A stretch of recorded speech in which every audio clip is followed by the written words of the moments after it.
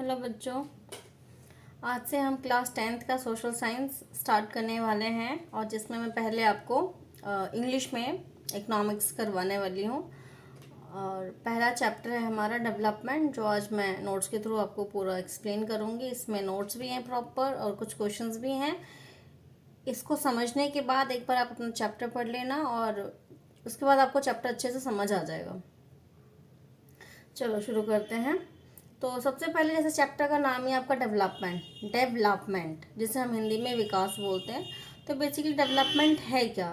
तो अगर हम नॉर्मल भाषा में समझें, डेवलपमेंट रेफर्स टू ग्रोथ मतलब बढ़ना। जैसे कि डेवलपमेंट क्या है? बढ़ते रहना, ग्रोथ होना। ठीक है। अब वो ग्रोथ किस किस चीज़ में हो सकती है? ऑब्वियसली बात है, इनकम में होगी। अगर इनकम बढ़ रही है तो ग्रोथ हो रहा है मतलब डेवलपमेंट हो रहा है। ठीक है। इसके अलावा इंफ्रास्ट्रक्चर में भी हम ले सकते हैं कि इंफ्रास्ट्रक्चर भी डेवलप हो रहे हैं। टेक्नोलॉजी में डेवलपमेंट आ रहा है, लोगों का जो लिविंग स्टैंडर्ड है वो चेंज हो रहा है, उसमें इम्प्रूवमेंट आ रहा है। तो हम बोल सकते हैं ओवरऑल कि हाँ, डेवलपमेंट जो है वो हो रहा है। अब अगर हम सिंपल सी बात समझें कि अगर किसी भी देश का जो डेवलपमेंट का गोल होता है वो क्या होता है, जैसे हम बोलते हैं कि ये कंट्री डेवलप्ड है, ये अंडर डेवलपिंग है, डेवलपमेंट हो रहा है, डेवलपमेंट नहीं हो रहा है, मतलब ये नॉर्मल टर्म है जो यूज़ होता है। तो हमें ये समझना चाहिए कि हम किन किन पैरामीटर्स पे बोलते हैं कि हाँ भाई डेवलपमेंट चल रहा है, डेवलपमेंट नहीं हो रहा है या होना चाहिए और इम्प्रूवमेंट की ज़रूरत है। तो इसके कुछ गोल्स होते हैं। तो वो गोल क्या क्या है आपका? सीकिंग मोर इनकम, अगर इनकम बढ़ रही है, मतलब डेवलपमेंट का पहला गोल ही क्या है कि भाई आपका इनकम बढ़ना चाहिए। ठीक है। इसके अलावा और फ्रीडम फैसिलिटीज़ हो वहाँ पर, इक्वालिटी हो, सिक्योरिटी मतलब जिसे हम सोशल सिक्योरिटी बोलते हैं वो होना चाहिए, एम्प्लॉयमेंट जनरेट हो रहा हो, एजुकेशन सबको मिल रही हो, हेल्थ फैसिलिटीज़ भी अवेलेबल हो सबके लिए। तो हम बोलेंगे कि हाँ भाई डेवलपमेंट जो है लगभग सभी पैरामीटर्स पर हो रहा है। इसका मतलब एक बात समझो बच्चों यहाँ पर कि डेवलपमेंट का कोई एक मतलब एक गोल नहीं है कि हाँ केवल इनकम बढ़ रही है तो जी डेवलपमेंट हो रहा है, इनकम घट रही है तो डेवलपमेंट नहीं हो रहा है। क्योंकि इनकम ही केवल ज़रूरी नहीं है सर्वाइवल के लिए, इसके अलावा और बहुत सारी चीज़ें होती हैं जो किसी भी इंसान के सर्वाइवल के लिए, ज़िंदा रहने के लिए ज़रूरी होती हैं। अब आगे है different person can have different development goal. What may be development for one may not be development for the other. It may be the event destructive for the other one. अब मतलब अब देखो, जैसे हर एक इंसान के लिए, अब जैसे एक एग्जांपल मैं आपको देती हूँ, जिसके पास नौकरी नहीं है वो क्या सोचेगा कि भी मुझे जॉब मिल जाए। ठीक है। अब ऐसे बच्चे जिनको एजुकेशन नहीं मिल रही है तो वो क्या सोचेंगे कि भाई हमें एजुकेशन मिले। ठीक है। ताकि हम भी मतलब अपने लिए अच्छे से अच्छी अपॉर्चुनिटी जो है वो हमें मिले। ठीक है। इसके अलावा मान लो कोई ऐसा शहर है या ऐसा गांव है या ऐसा कंट्री जहाँ हेल्थ फैसिलिटीज़ डेवलप नहीं है, तो हम क्या बोलेंगे कि वहाँ के लोग क्या चाहेंगे कि भाई हमारे लिए हेल्थ फैसिलिटीज़ जो है वो डेवलप होना चाहिए।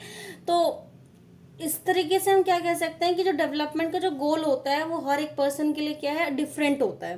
मतलब एक के लिए जो डेवलपमेंट है ज़रूरी नहीं कि वो दूसरे के लिए भी डेवलपमेंट हो। एक के लिए जो डेवलपमेंट हो सकता है वो दूसरे के लिए क्या हो, डिस्ट्रक्टिव हो। तो आपकी बुक में एक एग्जाम्पल है जो मैं यहाँ पे डिस्कस कर देती हूँ। तो उसमें एक डैम का एग्जाम्पल दिया होगा और एक पिक्चर में दिखाया होगा, आप अपने बुक में एक बार चेक कर लेना। जिसमें जो इंडस्ट्रियलिस्ट होते हैं, उद्योगपति जिसे हम बोलते हैं, वो क्या चाहेंगे कि भाई ज़्यादा से ज़्यादा डैम बने, जिससे क्या होगा, इलेक्ट्रिसिटी का एक्सपेंशन होगा, उन्हें इजीली मतलब उन्हें इजीली इलेक्ट्रिसिटी मिलेगी, बिजली मिलेगी, जिससे कि उनका क्या है, प्रोडक्शन जो है वो इंक्रीज हो जाएगा। तो ऑब्वियसली बात है, जब प्रोडक्शन इंक्रीज होगा तो उनकी इनकम बढ़ जाएगी। तो इस तरीके से क्या उनके लिए ग्रोथ की जो अपॉर्चुनिटीज़ है वो बढ़ जाएगा। ठीक है।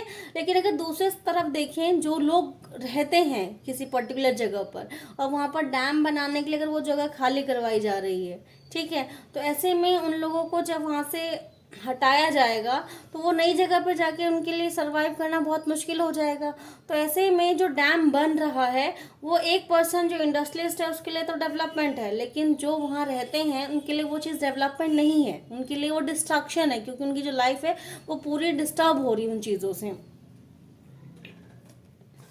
अगला टर्म है हमारा पर कैपिटा इनकम। तो पर कैपिटा इनकम क्या होता है? Total national income of a country is divided by the total number of population of that country. तो उससे क्या निकल जाएगा? Per capita income.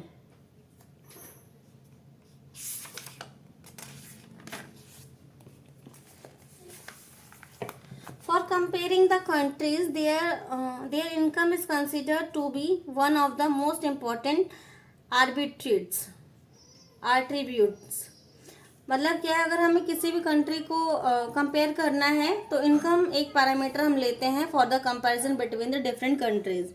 अब on the basis of income हमने तीन पार्ट्स में डिवाइड कर रखा है वर्ल्ड की कंट्रीज को.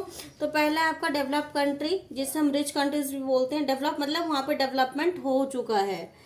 इसके अलावा एक डेवलपिंग कंट्री है, मतलब जो चल रहा है, जैसे इंडिया एग्जाम्पल ले सकते हो आप इंडिया, क्योंकि इंडिया में भी डेवलपमेंट क्या है, चल रहा है, पूरी तरीके से डेवलप नहीं हुआ है. और एक है आपका अंडर डेवलप कंट्री, मतलब जो डेवलपमेंट से भी बहुत पीछे हैं, इनको हम लो इनकम कंट्रीज भी बोलते हैं. अब आती है अगला टर्म हमारा है national development. It refers to the ability of a nation to improve the life of its citizen. अब नेशनल डेवलपमेंट क्या है, मतलब नेशन का डेवलपमेंट. जब डेवलपमेंट में ही हमने इतने सारे पैरामीटर्स को लिया कि भाई इनकम बढ़ना चाहिए, एम्प्लॉयमेंट जनरेट होनी चाहिए, हेल्थ फैसिलिटीज़ होना चाहिए, इंफ्रास्ट्रक्चर इंप्रूव होना चाहिए, तो नेशनल डेवलपमेंट में भी तो वही सब चीज़ें आ जाएंगी. यानी कि एक देश के डेवलपमेंट के लिए क्या क्या चीज़ें ज़रूरी हैं, वो उन सभी चीज़ों को हम इंक्लूड करते हैं नेशनल डेवलपमेंट के अंदर. यानी कि आपको इंफ्रास्ट्रक्चर भी अच्छा मिलना चाहिए, डेवलप होना चाहिए, इनकम इंक्रीज होनी चाहिए, हेल्थ फैसिलिटीज़ इंक्रीज होनी चाहिए, बच्चों के लिए एजुकेशन फैसिलिटीज़ अवेलेबल होना चाहिए. तो इन सभी पैरामीटर्स पे हम क्या बोल सकते हैं कि अगर ये सब चीज़ें हो रही हैं तो हम बोलेंगे नेशनल डेवलपमेंट हो रहा है. Next term sustainable development. Sustainable development क्या है, ये मोस्ट इम्पॉर्टेंट टर्म है, ये पेपर में आता है, इसको आप अच्छे से पढ़ लेना और याद कर लेना.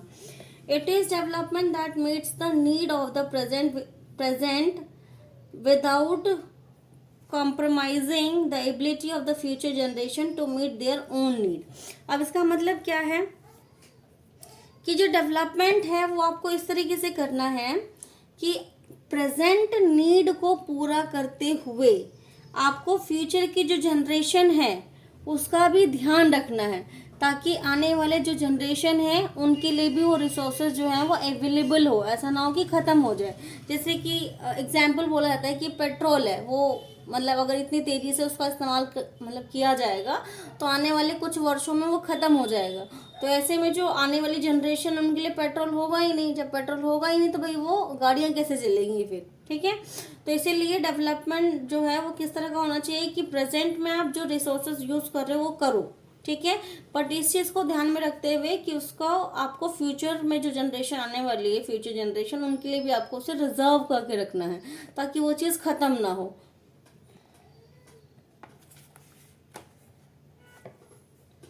ह्यूमन डेवलपमेंट इंडेक्स अगला टॉपिक है आपका. ह्यूमन डेवलपमेंट इंडेक्स क्या होता है? Is a composite statistic of life expectancy, education and per capita income indicator which are used to rank countries in 4 tiers of the human development. देखो human development, human मतलब इंसान, development उनका विकास हो रहा हो, कैसे होगा? अब इसी बात है, एजुकेशन उन्हें मिले, हेल्थ फैसिलिटीज़ मिले और लाइफ मतलब स्किल्स उनके पास हो ताकि वो एम्प्लॉयमेंट जो है वो ले सकें अपने लिए. तो ये सब चीज़ें अगर होगी तो हम क्या बोलेंगे कि ह्यूमन का जो है डेवलपमेंट हो रहा है. अब इंडेक्स का मतलब क्या होता है? रैंक देना. ठीक है, कि ह्यूमन डेवलपमेंट के जो हमने पैरामीटर्स बनाए हैं, जैसे ये 3 पैरामीटर है. एजुकेशन लेवल चेक करते हैं हम, हेल्थ का स्टेटस चेक करते हैं, पर कैपिटा इनकम चेक करते हैं. इनके बेस पे हम क्या करते हैं? रैंक देते हैं अलग अलग कंट्रीज़ को कि भाई किस कंट्री में जो है वो ह्यूमन डेवलपमेंट का क्या रैंक है. जैसे अभी जो लेटेस्ट निकला है अभी जो लेटेस्ट वाला आया है 2022 में, उसमें नॉर्वे जो है वो रैंक 1 पे है ह्यूमन डेवलपमेंट में. इसका मतलब नॉर्वे के जो लोग हैं वो इन तीनों पैरामीटर्स पे सबसे आगे हैं. ठीक है, तो ह्यूमन डेवलपमेंट रैंक है जो इन 3 चीज़ों पे रैंक मतलब एक स्टैटिस्टिक रैंक है जो इन तीनों पैरामीटर्स पे तैयार किया जाता है.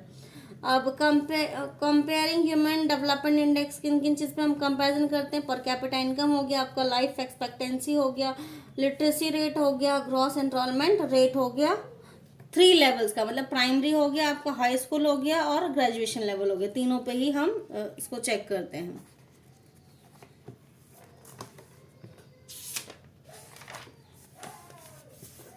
अब कंपैरिजन बिटवीन डिफरेंट स्टेट्स हम कैसे करते हैं? Infant mortality rate, literacy rate हो गया, नेट अटेंडेंस रेशियो हो गया, इन तीन चीज़ों पर हम क्या करते हैं? कंपैरिजन करते हैं बिटवीन डिफरेंट स्टेट्स।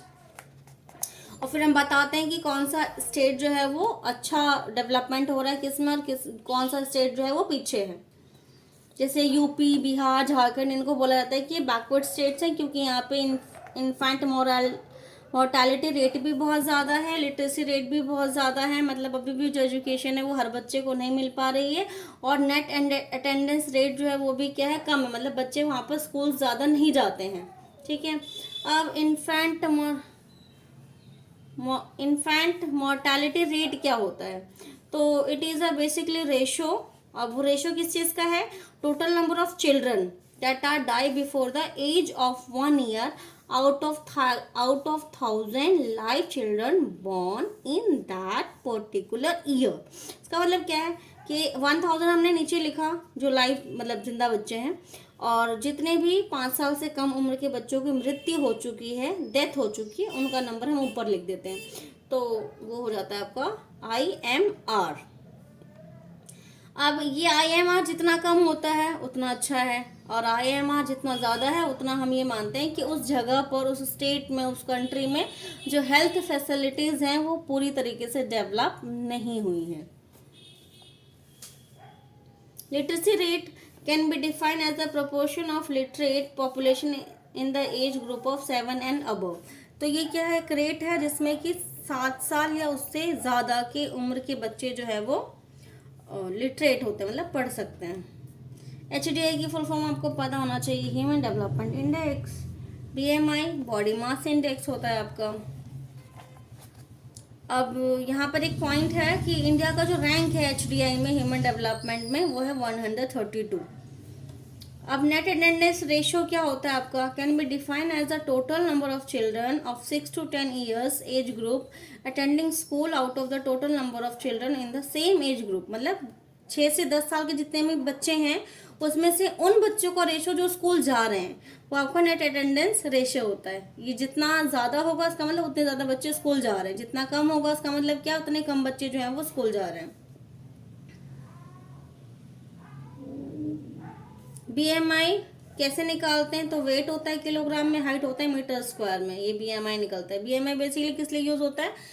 ये अंडर न्यूट्रिशन लेवल चेक करने के लिए कि आपका जो हाइट है, जो आपका वेट है, वो अकॉर्डिंग टू आपका डेवलपमेंट, मतलब आपका जो डेवलपमेंट है बॉडी का वो ठीक है या नहीं है, ये चेक करने के लिए BMI का यूज होता है। अब पर कैपिटा इनकम डॉलर में निकाला जाता है, इसको कैलकुलेट करते हैं हम डॉलर में। इसका मेन रीज़न क्या है कि कंपैरिजन जो है वो इजीली हो सके। जैसे अलग अलग कंट्रीज में अलग अलग करेंसीज होती है, अगर हर जगह की अलग अलग करेंसी में हम करेंगे तो उसे क्या कंपैरिजन करना थोड़ा सा मुश्किल हो जाएगा। तो इसलिए क्या किया जाता है कि उसको आप डॉलर में कन्वर्ट कर दो ताकि कंपैरिजन करना थोड़ा इजी हो जाए। अब HDI is prepared by the UNDP which is united nation development program. HDI कौन तैयार करता है? UNDP करता है। National income is the total of the income from primary sector, secondary sector and the service sector. यानी कि national income क्या है कि प्राइमरी सेक्टर से, सेकेंडरी सेक्टर से और सर्विस सेक्टर से जितना भी इनकम जनरेट हो रहा है, जब हम सबको क्लब कर देते हैं, टोटल कर देते हैं, तो हमारा क्या निकल जाता है? नेशनल इनकम निकल जाता है।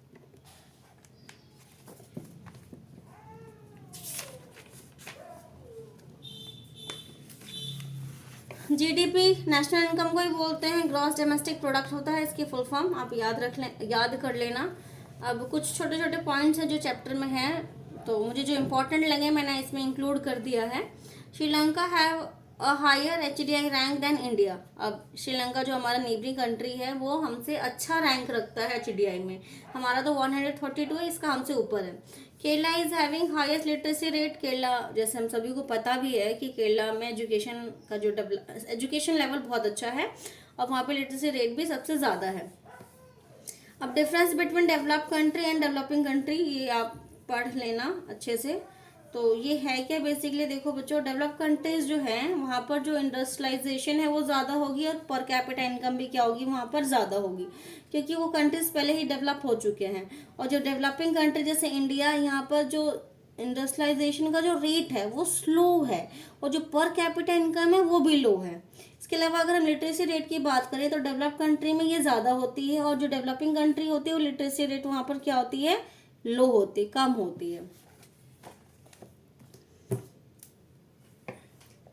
हाई स्टैंडर्ड ऑफ लिविंग होता है आपका डेवलप कंट्री में, और मॉडरेट स्टैंडर्ड ऑफ लिविंग होता है आपका डेवलपिंग कंट्री में। इसके अलावा जो इन्फेंट मोर्टालिटी रेट है वो यहाँ पर लो होती है और यहाँ पर हाई होती है, क्योंकि जो हेल्थ फैसिलिटीज़ है वो यहाँ पर डेवलप नहीं हुई है, जिस वजह से IMR आपका ज़्यादा है। और यहाँ पर जो है क्योंकि डेवलप है वो, तो वहाँ पर हेल्थ फैसिलिटीज़ डेवलप हो चुकी है, इसलिए IMR क्या है, लो है।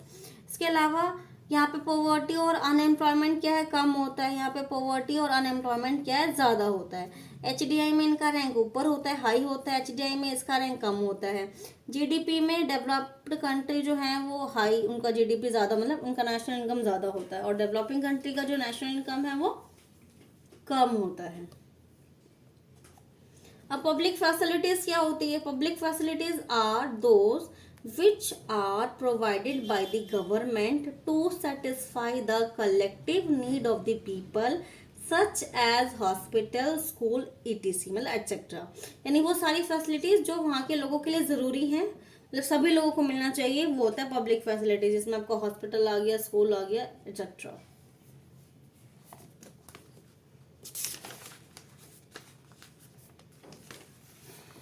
पर कैपिटा इनकम को एवरेज इनकम भी बोलते हैं, और वर्ल्ड बैंक जो है वो पर कैपिटा इनकम को यूज करता है as a base for the comparison, जबकि जो UNDP है वो कंपैरिजन के लिए इनकम के अलावा हेल्थ फैसिलिटीज, एजुकेशन लेवल, ये सब चीज़ें वो यूज करता है।